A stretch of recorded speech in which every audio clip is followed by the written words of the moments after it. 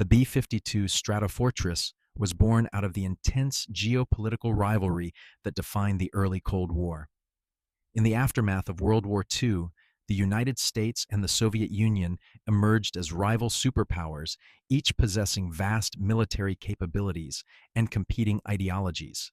As nuclear weapons became central to global security calculations, American military planners faced a critical question: how to deliver nuclear strikes across intercontinental distances while maintaining a credible deterrent against Soviet aggression. In the late 1940s, the U.S. Air Force issued requirements for a new long-range strategic bomber capable of flying farther, higher, and faster than any previous aircraft. The bomber needed to reach targets deep within the Soviet Union, carry heavy nuclear payloads, and remain survivable in increasingly hostile airspace. Boeing's response to this challenge was the B-52, an aircraft that embodied the technological ambitions and strategic anxieties of its era. When the B-52 first flew in 1952, it represented a radical leap forward in bomber design. Powered by 8 jet engines and featuring swept wings optimized for high-altitude flight, the aircraft could travel thousands of miles without refueling. Its primary mission was clear: serve as a central pillar of the United States nuclear deterrent strategy. Alongside intercontinental ballistic missiles and nuclear-armed submarines, the B-52 became a key component of the so-called nuclear triad, designed to ensure that any Soviet first strike would be met with devastating retaliation. Importantly, the B-52 was not originally designed for conventional warfare. Its role was political as much as military. The mere existence of a fleet of long-range nuclear bombers on constant alert was intended to prevent war rather than fight one. During the height of the Cold War, B-52 crews stood ready around the clock with aircraft capable of launching within minutes, reinforcing the concept of mutually assured destruction. Thus, the B-52 emerged not simply as a weapon, but as a strategic symbol of the Cold War itself, an aircraft built to project power, deter conflict, and shape global stability through the threat of overwhelming force.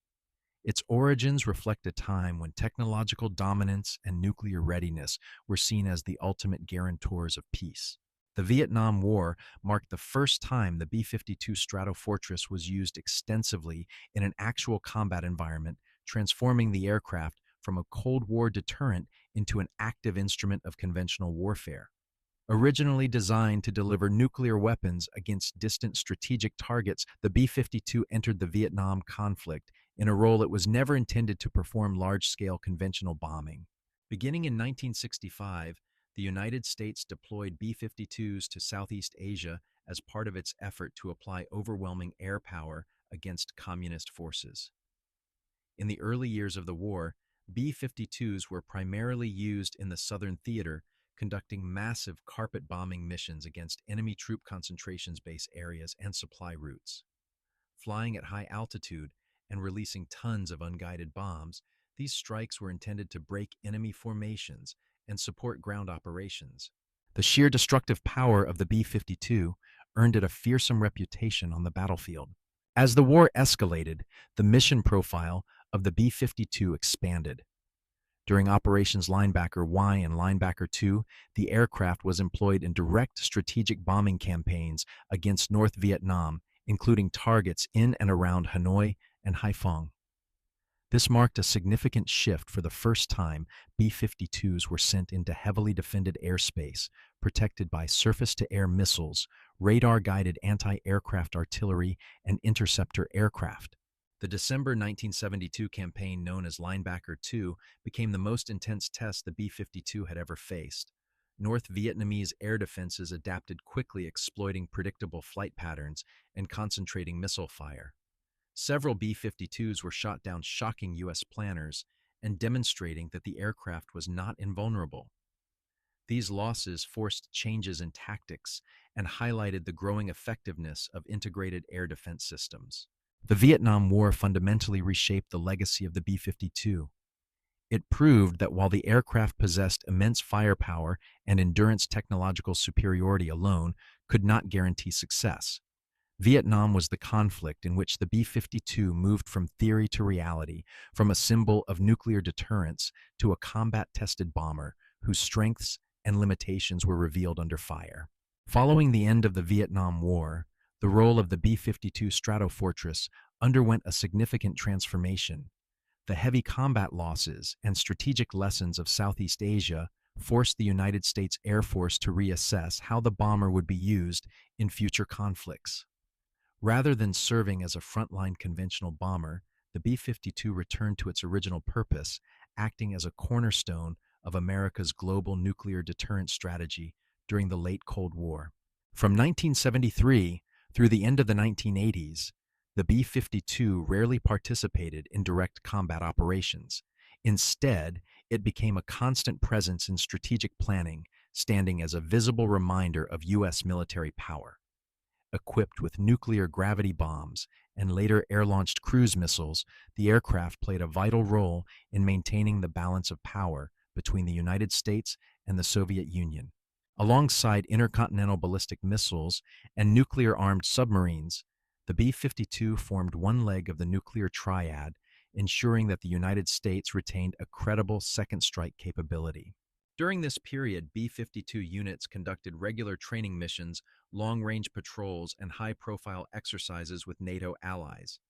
These operations were designed not only to maintain crew readiness, but also to signal resolve to potential adversaries. The bomber's global reach allowed it to project power across Europe, the Arctic, and the Pacific, reinforcing the message that any major conflict would carry catastrophic consequences. Technological upgrades further extended the B-52's relevance. Advances in navigation avionics and weapon systems allowed the aircraft to remain effective despite the emergence of newer bombers. The introduction of cruise missiles in particular enabled B-52s to strike targets from outside heavily defended airspace, addressing vulnerabilities revealed during the Vietnam War. In this era, the B-52 functioned less as a weapon of war and more as a political instrument.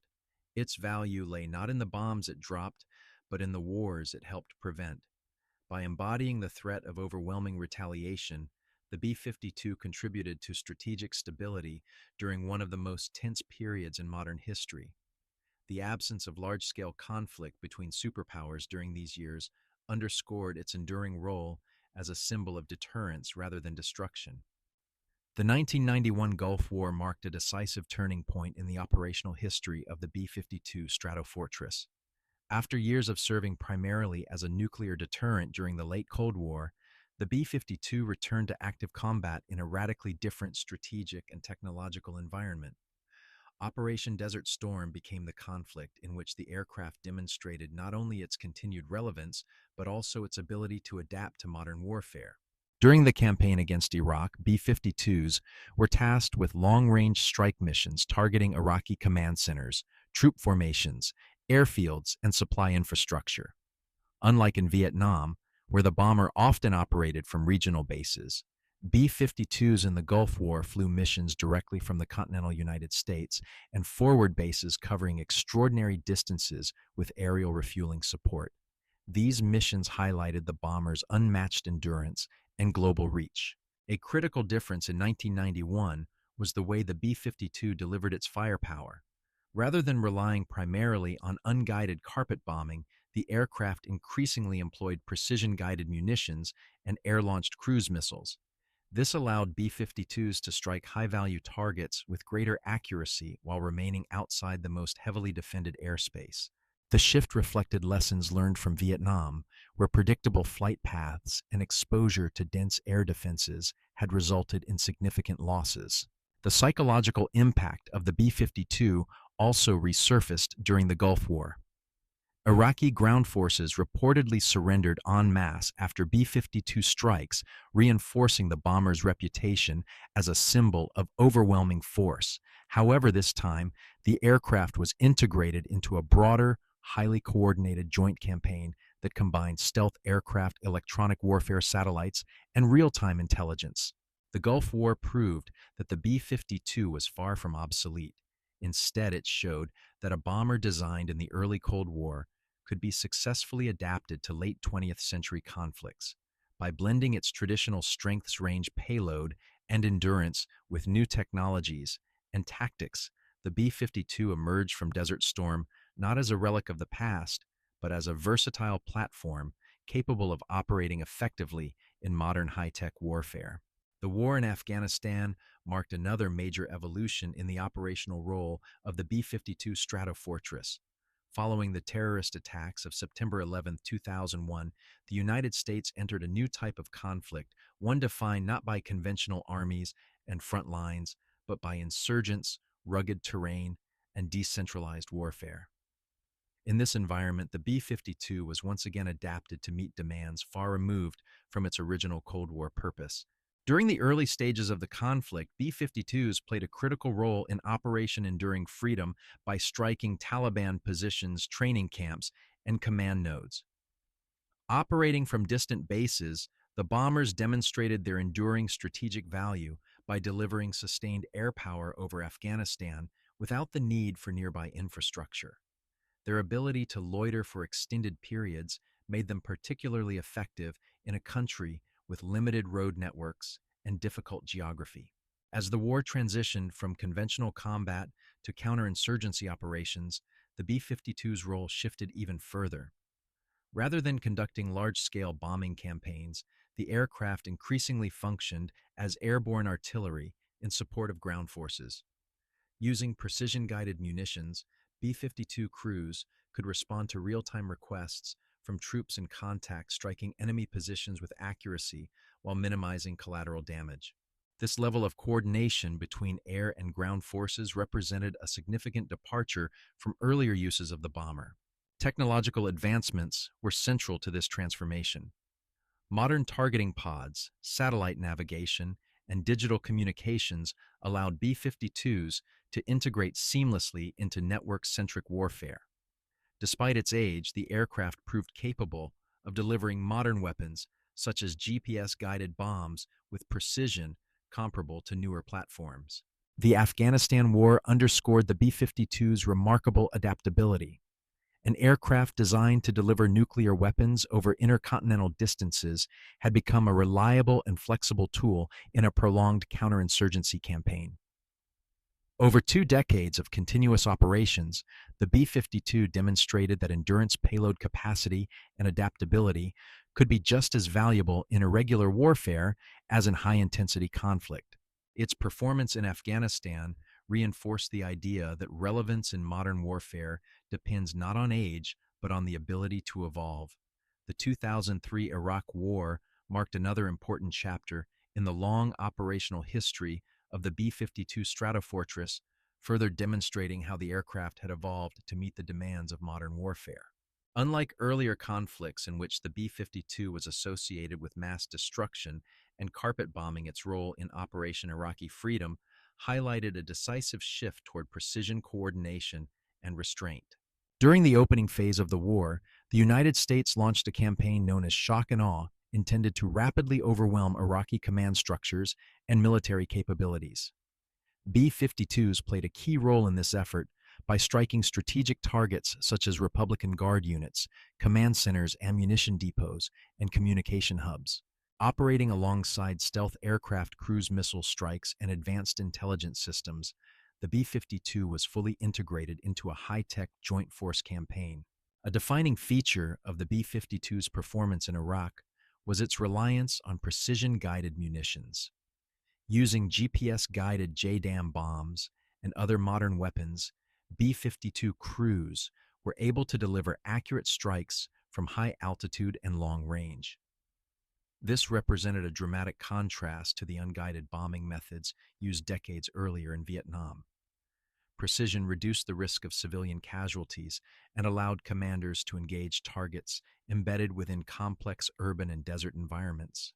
Another significant aspect of the B-52's role was its ability to provide sustained close air support. Thanks to its long endurance, the aircraft could loiter over the battlefield for extended periods, responding quickly to requests from ground forces. This capability made the B-52 a powerful support asset during the rapid advance of coalition troops toward Baghdad, where flexibility and responsiveness were critical. The Iraq War further proved that the B-52 was far from obsolete. Despite its age, the bomber successfully adapted to a form of warfare dominated by real-time intelligence, satellite navigation, and networked command systems. Its performance in 2003 confirmed that the B-52 had transitioned fully from a Cold War nuclear bomber into a versatile precision strike platform capable of supporting modern military operations while remaining a central component of U.S. air power. In the present day, the B-52 Stratofortress remains one of the most remarkable examples of longevity in military aviation history. More than 7 decades after its first flight, the aircraft continues to serve as a central component of U.S. air power, not because it has remained unchanged, but because it has evolved continuously to meet new strategic demands. In an era defined by rapid technological change, the B-52's persistence highlights the value of adaptability over novelty.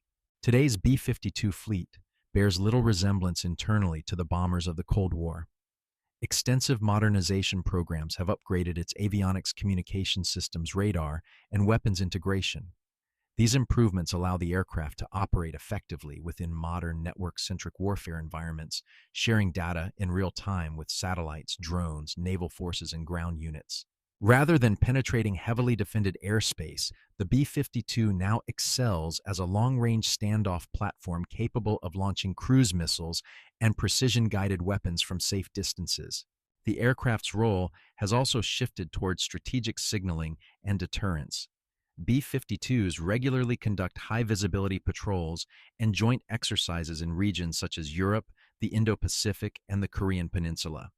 These missions are designed to reassure allies and deter potential adversaries by demonstrating the United States' ability to project power globally and rapidly. In this sense, the B-52 has returned to a role similar to its Cold War origins, less focused on immediate combat and more on shaping the strategic environment. Future plans further underscore the bomber's enduring relevance. With new engines, improved efficiency, and expanded weapons capacity, the B-52 is expected to remain in service well into the mid-21st century, potentially beyond 2050. It will operate alongside newer platforms like the B-21 Raider, complementing stealth bombers with its unmatched payload capacity and endurance. The continued service of the B-52 challenges conventional assumptions about military obsolescence. Designed in the early Cold War, tested in Vietnam, and adapted for modern conflicts, the B-52 stands as a living bridge between generations of warfare. Its presence today is not a relic of the past, but a testament to how thoughtful modernization can extend the strategic value of even the oldest designs. The history of the B-52 Stratofortress is inseparable from the history of modern warfare itself. Few military systems have remained relevant across such a wide span of time, geopolitical contexts, and forms of conflict. From its origins as a Cold War nuclear deterrent to its continued service in the 21st century, the B-52 represents not only technological endurance, but also the evolution of military doctrine and strategic thinking.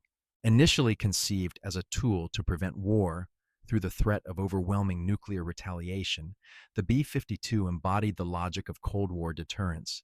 Its early decades were defined more by readiness and symbolism than by combat. However, the Vietnam War transformed the aircraft from a theoretical instrument into a combat-tested platform, exposing both its immense destructive power and its vulnerabilities. The losses suffered over Hanoi demonstrated that no weapon, regardless of scale or sophistication, is immune to determined and adaptive defense. Rather than rendering the B-52 obsolete, these lessons reshaped its future. In subsequent conflicts from the Gulf War to Afghanistan and Iraq, the bomber was repeatedly reimagined. Precision-guided weapons, digital communications, and integration with real-time intelligence turned the B-52 from a blunt instrument into a flexible and responsive asset.